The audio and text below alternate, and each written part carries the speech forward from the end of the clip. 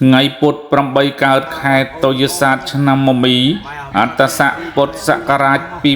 2570ត្រូវនៅថ្ងៃទី22ខែកក្កដាឆ្នាំ2026ថ្ងៃនេះផងដែរកូនចៅទាំងអស់គ្នាបានស្រស់ស្រួលបបួលគ្នាដើម្បីធ្វើពិធីលើកធាតុយាយតាដើម្បីជួសជុលនៅខឿនថ្មី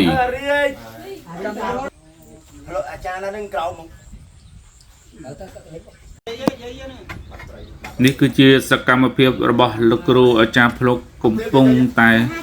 ធ្វើពិធីយោងធាតុក៏ដូចជាលើកធាតុយាយតាដើម្បីយកមកតម្កល់មួយកន្លែងសិន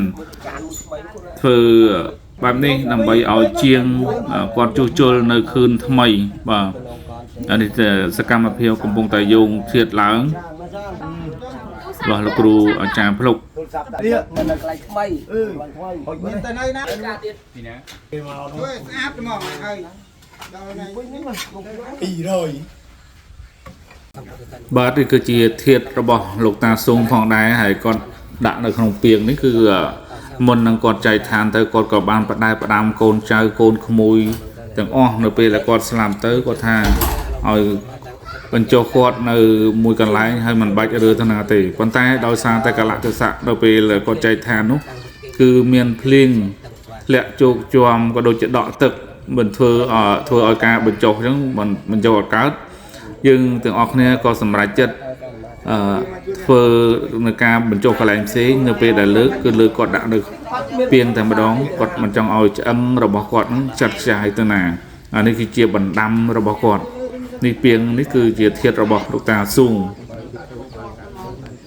ហើយនេះផងដែរគឺជាសកម្មភាពរបស់ជាង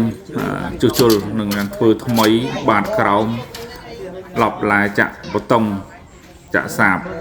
ចឹងចាក់សាបទៅកុំឲ្យកណ្ឌីវាឡើងទៀតបាទ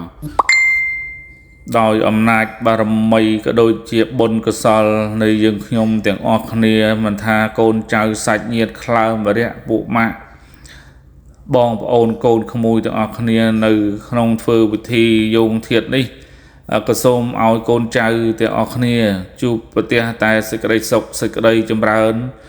ឲ្យទទួលបាននៅសុខភាពល្អរស់ស៊ីទទួលទានមានបានហេងទាំងអស់គ្នា